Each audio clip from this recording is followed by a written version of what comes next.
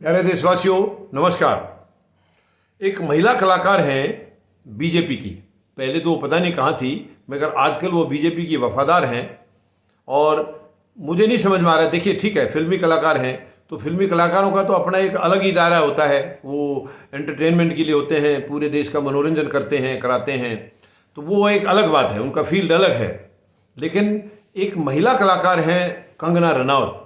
इनके बयानों से मतलब इनके है ना, हमेशा ही पहले के भी इनके हमें कई बार किस्से सुने हैं, लेकिन हमें उनकी पर्सनल लाइफ में जाने की ज़रूरत नहीं है। मगर वर्तमान में इस सरकार के साथ उनकी मानसिकता कई बार देखने को मिली है। बड़ी उल्टी सीधी बात करते हैं और सरकार सीना तान करके उसकी बातों का फेवर करते हैं। अब देखिए, हाल में अभी उन्होंने कल परसों बोला है कि 1947 में जो आज़ादी मिली थी वो भीख थी और असली आज़ादी देश को 2014 में मिली है। प्रधानमंत्री महोदय, क्या अप्रूव करते हैं इस स्टेटमेंट को? मैं पूछना चाहता हूं, क्या आप इस स्टेटमेंट को अप्रूव करते हैं? क्या आज़ादी आपने दी है आकर के देश को? आपने गुलामी दी है आकर के। आपने 1947 से पहले की याद दिला दी वापस।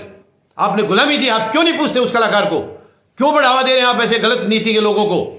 तकलीफ है मुझे उनके बयान से नफरत है और मैं जवाब चाहता हूं आपसे, प्रधानमंत्री महोदय, आपसे और आपके अध्यक्ष से जवाब चाहता हूं। क्या ये सच है? आपने आज़ादी दी है देश को। वो महान शहीद जो हमारे शहीदियां देकर चले गए, क्या वो व्यर्थ में गए?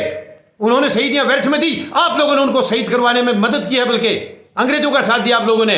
शर्म आनी चाहिए ऐसी सरकार को, डूब के मर जाना चाहिए। उनके कलाकार उनकी पार्टी से जुड़े हुए ऐसी घटिया बयानबाजी करते हैं और आप लोगों को शर्म नहीं आ रही है। आप सीना फुला रहे हैं। मैं समझता हूं ये आपके इशारे पर दिए जाने बयान, जो भी घटिया बयान आता है इस देश के अंदर, वो आपके इशारे से आता है प्रधानमंत्री महोदय, आपके इशारे से आता है। वरना आप टोकते क्यों नहीं उनको? क्यों नहीं टोकते आप इस देश को क्या बनाना चाह रहे हैं? ये नहीं बनेगा ऐसे।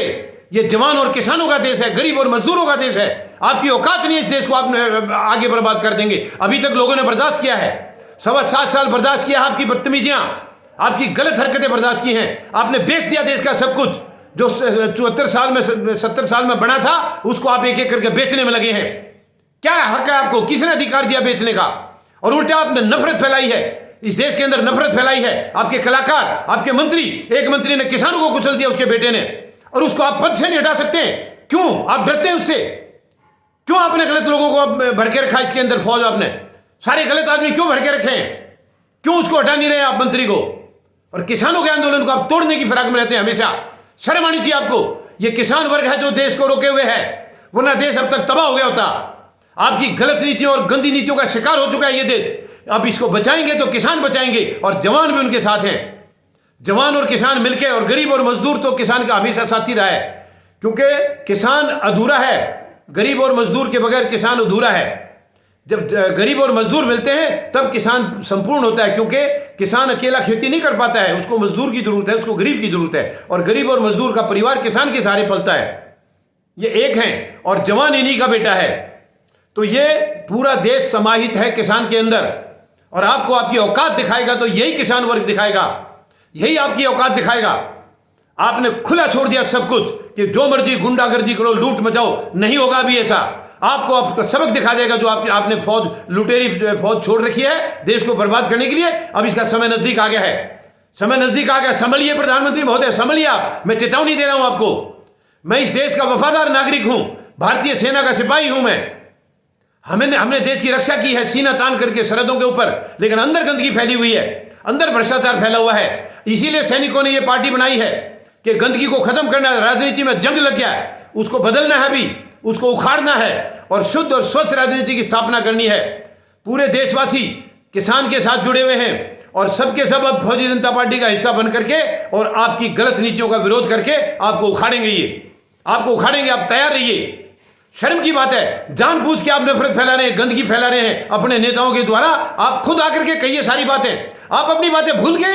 लंबी लंबी बातें बोलते थे आप कि किसान इसमें देश में जो है ना भाईचारा चल रहा है, जातिवाद चल रहा है। आप क्या कर रहे हैं? भाईचारा, जातिवाद, ये आपस का जो मिली भगत पहले नहीं थी इतनी जो आप अब कर रहे हैं।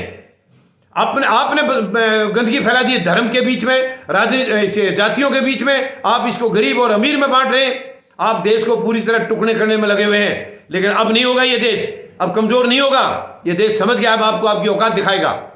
आपने भारत की शक्ति को पहचाना नहीं। अंग्रेजों को भगाया था यहाँ से, और आप लोग कमजोर कर रहे थे ताकत को, आप कमजोर कर रहे थे, इसलिए आज़ादी थोड़ी सी और तकलीफ में आई। अगर आप देश के साथ होते तो आज़ादी हमारी और आसानी से आती।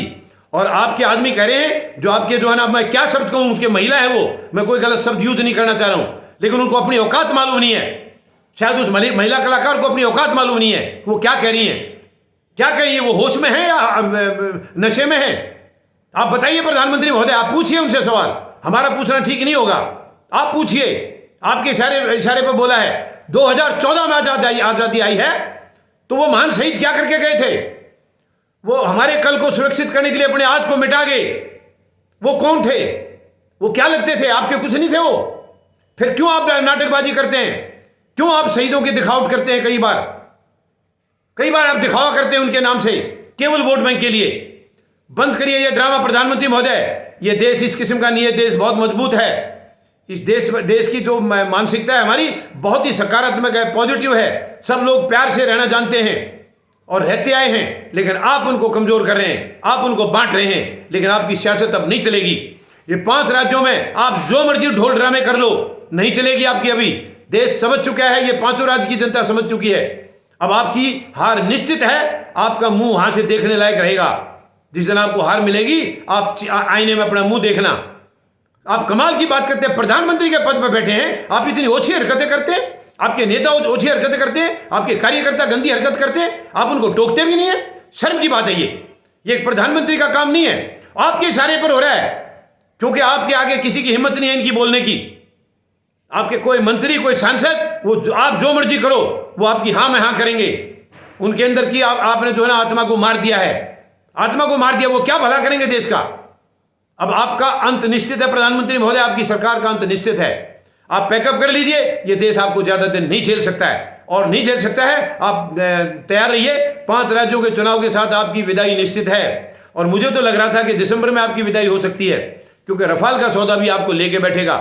आपकी सारी सच्चाई अब जनता के सामने आ चुकी है, सारी आ गई है। अब मेहरबानी करके तुरंत आप किसानों की समस्या को 1 हफ्ते के अंदर समाधान करिए, वरना फिर आप तैयार रहिए, अंजाम भुगतने के लिए तैयार रहिए। किसान अब आपको आपके किए हुए की सजा हर हालत में देंगे। धन्यवाद। जय जवान, जय किसान, जय हिंद।